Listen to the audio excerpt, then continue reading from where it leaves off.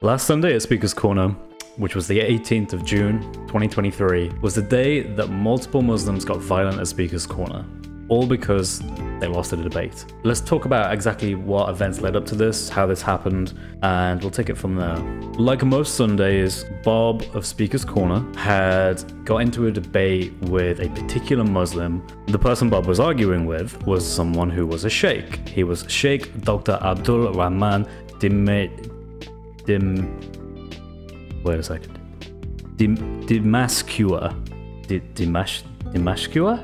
Either way, it's this guy. And this doesn't seem to be just a nobody either, or someone who isn't well known in circles. This, after all, is a sheikh, so it's a man of knowledge. He should know what he's talking about. Remember that. He's also someone of whom has 60,000 subscribers on YouTube, seems to teach Aqidah as well as other Islamic topics to students who want to have his knowledge. So evidently this man knows his stuff. Let's continue. So the sheikh and Bob are debating and the crowd forms around, and like most times at Speaker's Corner, the crowd has a mixed audience of both Muslims, Christian, onlookers, tourists, atheists, whoever it might be, but it skews more into the Muslim favor. I want you to take note of these specific Muslims. This guy, and this guy. We're going to be focusing on these later on. So the debate starts and the sheikh brings up the particular verse in Galatians chapter 3 verse 13 where it says that Jesus became a curse for us. And his particular understanding of this is that he was cursed by the Father, and therefore this is bad, this is an insult, this is why he can never be a Christian. Bob retorts back by saying, you worship a fickle God. And this comes from Surah 43, Ayah 81, where Allah explicitly says that Muhammad should say, if Allah did indeed have a son, Muhammad will be the first to worship him, which inadvertently has basically said, well, if the Christian position is correct, then you ought to adopt the Christian position. Quite awkward for many Muslims, but nonetheless a statement you can find in the Quran. For most of this debate, both people genuinely follow rules. There's a lot of people who interrupt, like Sam Dawa. There are other members in the crowd who say things, but generally speaking, both speakers stick to the rules. And the debate's going as recorded. They eventually move on to like a time debate where they set up a set period of time for each speaker to have allocated time to speak for, and it goes fine. But then eventually something changes. The temperature starts to go up a little bit, and I think this comes in when the timing thing breaks down. Both of them are speaking, trying to get their points across, but then all of a sudden, Bob seems to have got under the skin of the sheikh. The sheikh doesn't have any way of dealing with this. He doesn't have any good comeback. He doesn't have any good argument. So he's left with the strategy of, well, I'm just going to push you. And you can see in this clip that that's exactly what happens. Turning away from you. Let's talk then. Okay. So now let's answer the question. But I why did Muhammad teach? Don't push. Don't push. Don't push. Keep your hand. Hey, back off. The one who instigated this is clearly the sheikh. The sheikh got upset, got emotional, he didn't know how to handle it, so he got violent. And you can look at Muslim comments on Muslim videos that acknowledge this all over the place, left, right, and center. They know full well that their guy messed up. He should not have got angry, he should not have lost his temper, but he did. Muslims need to own that. This isn't too uncommon either. We've seen many different cases of violence at Speaker's Corner. I don't think anyone's particularly surprised by this with the amount of videos Christian and non-Christian channels put up, sometimes even Muslim channels, pointing out, hey, there's a lot of violence going on by one particular community here, and it's not the Quakers, it's not the Mormons, it's not the Ahmadiyas, it seems to be Sunni Muslims. Nonetheless, things break down very quickly after this. Bob pushes the sheikh back, telling him stop pushing. He repeatedly says stop pushing after that for the next 10 seconds or so. Meanwhile, remember the people that I pointed out before? They all of a sudden get triggered, and I mean that in the fullest sense of the term, and decide they now want to get violent with Bob. There was the guy who was standing, I think either just behind or just to the right of the sheikh. He decides he's going to get violent. There's a guy wearing the red cloak, I'm not sure what this is, but he's wearing something red, and he decides he's going to push Bob. So JC, the cameraman, he stepped in, he tried to calm things down. You can tell by his body language, you can tell by the fact that he's not immediately pushing, but of course he gets pushed by one of the Muslims, and so he pushes back after One of the Muslims was so triggered that in order to get to Bob, he just pushed through like dawah cameras. So these dawah cameras just sort of fell to the floor. No concern whatsoever for all of their hard work and efforts that go into the dawah. So at this point, Bob and JC are pushed over. They trip, they fall to the ground, and then this delightful little chap who I've seen before, who I had to intervene with when he decided he wanted to get a little bit aggressive, just a little bit aggressive with Uncle Asif. He decided he was going to take the opportunity to start kicking people, particularly, I think it was JC, might have been Bob, either one, it was one of those two. He decided to try kick them, and you can see some footage here of him trying to do that. So now you got two things going on. You had these guys pushing, which are these two particular Muslims. Now you've got this guy trying to kick some Christians. Now while all this is happening, you've got that original sheikh, remember him? He's now decided he wants some of the action. Now he's got a walking stick, by the way, so this guy's meant to be disabled. He's not meant to be in the best of physical condition, but he's going around speeding around with his walking stick, descending upon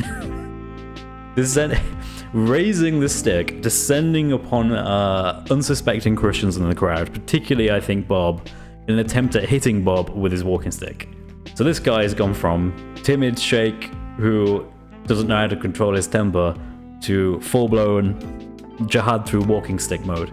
This kicks off another fight because another Christian brother who is standing next to him decides that he's not going to tolerate that, so he grabs the walking stick off him, which in turn encourages other Muslims around him to get violent with him. So this is what blessed are the peacemakers. For Islam, not so much. The Christian brother, who was now being under attack by multiple Muslims, including the sheikh, is now doing everything possible, crouching down to avoid the incoming hits, including the guy in the red that we saw before, who has now decided to kick him. We also now have a weird situation with one of the cameramen who we frequently see at Speaker's Corner deciding to get violent with Uncle Sam. So within a very short space of time, you have multiple Muslims, whether that's Muslim debaters, whether that's Muslim cameramen, whether that's just random people from the crowd wanting to attack Christians. This is a constant thing that we have to deal with at Speaker's Corner. There's always the threat of violence. If you win a debate in such a way that you get them particularly upset, then there's always a risk that someone's going to kick something off. Apparently this also includes sheikhs, even sheikhs who are probably at least 60, even sheikhs who are 60 with a walking stick. Now, this sheikh is an interesting guy because we managed to find out exactly who he is, what he believes, which is quite spicy, and his response video, because this man decided it would be a good idea to explain his side of the story. Let's watch. Well, not anyone can be patient with his provoking. He was very provocative. And that's what caused people to lose their nerves, to lose their controls. And then he takes advantage of this. You see, he has no manners. Especially, he changes the topic. When he finds out that you gave him an answer, you control him, you corner him, then he changes the topic. Instead of talking about ignorant God, as confessed in his own Bible, in Mark chapter 32, verse 13, I do not know. I mean, imagine that God says to you, I do not know. He said, only we believe that the body of Jesus died, but not Jesus. I said, so you're confusing me. So I believe that there are two Jesuses, one weak Jesus and one God Jesus. How can you bring those two contradictory personalities in one Jesus? So when we talk about being killed, being crucified, being tortured, being humiliated, being dead, you say this is Jesus the body, but this is not Jesus the God. So I was asking, how many Jesuses you have, for God's sake? So if those are two, then we don't have Trinity, we have Fournity, because Jesus is two, including the Father and the Holy Spirit. We have four, not three. The sheikh has the usual criticisms of Mark 31, what? Mark 32 verse 13? What? Obviously this guy is a sheikh and a man of knowledge. but not about the Bible. So what he really means is Mark 13 verse 32, where it talks about how no one knows the hour, nor the Son, nor the angels, but only the Father. It's also obvious because he goes on to say how Christians think that Jesus is God and human. So he obviously knows the understanding of the different natures, but then he tries to intentionally confuse people, which is the usual Muslim trick. If you can't defend against an explanation of the Trinity, just pretend to have no idea what they're talking about. It's like, Jesus is God, but he's also human, so that must mean that Jesus is the Father, who is God, who is one. That means that Jesus can't be God. Everything they say boils down to one thing. Very simple, very quick. Their understanding is that God, the term itself, or Allah, is synonymous with the term one person. As soon as you challenge that notion, all of their assumptions just fall away. They have nothing left after that.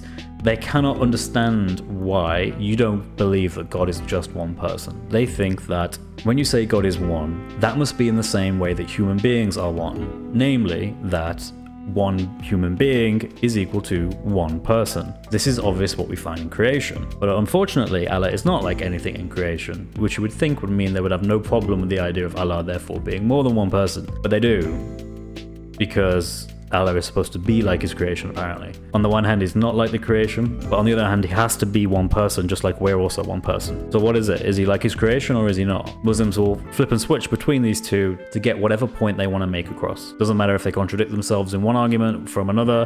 Hopefully, you won't notice that, and therefore they can get away with saying it. First, he was trying to elevate me as sheikh, and he was calling me sheikh. I believe that this sheikh has knowledge. He wants to tell his audience that I'm debating with someone who has a great knowledge, but I defeated him. The authority in the Hyde Park sets the condition that you can speak, you can curse, you can insult, you can abuse, you can swear at people, but don't touch. But they should be understanding that this kind of provoking and swearing and abusing and insulting, it will automatically be ending up with clash. So when a person is behaving like this, he should be observed and should be given a fine of being banned from the Hyde Park for 3 months, for example, if he is very provocative. But there are people who are behind all of those insultings to Islam and to the Prophet in the Hyde Park. We know who they are. But the man doesn't want to take advantage of your leave, saying, he ran away. Look, guys, he is running away from me. This man is agenda. So by this, he can tie you to him, and then he keep provoking you, showing people that victory is his. The problem, he is insulting our religion, our prophet, making mockery of him, while he is surrounded by tens of Muslims. And he is subjecting himself to any risk of physical clash, because not all people can be controlling their nerves for this kind of provoking. A good brother, whose name is Shamsi, before this clash, he came to me and advised me not to give any attention to that person, whose name is Bob the Gob. The best part of this whole response video is that he thinks that he can shift the blame here because he's obviously the person that initiated this. He was the guy that got physical with Bob, not the other way around. He says, well, okay, he was obviously provoking me. It's like, how? How does that even work? You're talking about religion. Everything that we're going to say to each other is going to be provocative. You can't talk about religious opinions without being provocative. The very idea that I don't believe Islam is true is provocative to Muslims. The idea that Muslims don't believe in Christianity is provocative to Christians. But that's not an excuse for me to get violent with anyone, and it's not an excuse for me to lose my temper. In fact, someone who is much, much, much younger than the Sheikh, I can tell you now, I've never lost my temper with any Muslim saying anything about Jesus, anything about the prophets, anything about my Bible. And the reason is because I'm more mature than that and I know how to handle my temper. This Sheikh doesn't know that, and so for that reason he needs to make excuses, which is, I was provoked. Couldn't help myself. I was forced to push Bob. Allah made me do it. And this ultimately is just the showings of a weak man that doesn't really know how to defend his worldview, who tries to critique Christianity, but when it's rebuked, he gets upset, He gets angry. Bob said that Muhammad had failed him. Evidently, Muhammad had failed him because he couldn't control his temper. Here's a part of his little response video where he says that, yes, I get that Speaker's Corner is a place of debate. You can swear, you can shout, you can say what you want, just as long as you don't get physical, as long as you don't touch people. But then immediately says, well, what would you expect to happen? How can I control my behavior when this man is saying things that have upset my feelings? This is what it looks like to be a weak person. So this person is well known apparently on the internet, particularly for having condemned the Jews, which I'm not too surprised about. There is a video you can find, which is the Sheikh saying that the Holocaust was divine punishment. Yep, he really said that. This video of him saying 9/11 was an inside job. Particularly speaking, this man is just a incredibly unpleasant, anti-Semitic racist. And how on earth this guy hasn't been called out on this stuff yet, I have no idea. But as always, it's good to contrast. It's always good to look at the situation as it is and on a high note and think about what this really means. What this really means is that Islam Dawah itself is falling apart. Dawah in the park is done. People can't debate. Muslims are running away from debates. They're telling visitors to stay away from people, don't talk to them, don't listen to them, because otherwise their faith will be questioned and they won't have answers, and the Muslim da'is can no longer help them. On the contrast, we're seeing a revival in the Christians at the Speaker's Corner, who are coming there educated, knowledgeable, talented, well-spoken, who are passionate and willing to defend their faith with any speaker, no matter whether they're the top da'is, whether it's Muhammad Hijab, whether it's Ali Dawah, whether it's Shamsi, whoever it might be, no problem. We have no issues with talking to them whatsoever. And many Muslims do actually ask us to talk to them, but we go to talk to them and it just breaks down. They don't want to have a chat with us, and so we say, hey, look, there's your champion. There's the guy you thought was a respected scholar, because many of these tourists, they think that these Muslim da'is are scholars. They think they're men of knowledge. I mean, I know the Sheikh is meant to be a man of knowledge, but realistically speaking, it doesn't matter how much training you have. If you're a popular figure, you're considered a scholar in Islam. Some of the biggest scholars in Islam today are Muhammad Hijab and Ali Dawah. Neither of them, I believe, actually have the qualifications to consider themselves as such, nor do they actually say they are as such. Christians will continue to point out the issues in Islam. Muhammad was not a morally good person, that the Quran has not been perfectly preserved, that there are philosophical problems with your Aqidah. We'll keep pointing these things out to you every Sunday, if not more than every Sunday, online as well. And we can talk about our faith as something that you have as an alternative that is better. We don't have issues with our scholars lying to us that the Bible has been perfectly preserved. We don't have issues where we claim to affirm other scriptures and then blatantly the scriptures contradict ours. We don't have that. Instead, what we have is the Son of Man, the second person of the Trinity who knows all things, who is omniscient. He knew you before you were born. He knew who you would be, and even though he has all things, he still desires you. So leave Islam. Put falsehood behind you. Don't follow the sayings and the desires of 7th century Arabian caravan robber. Instead, turn to the one who is perfect, the one who gave his life willingly for you. Not because of anything you've done or because you are innately worthy yourself, but rather because you're desired enough by God. Come to Jesus Christ. God bless.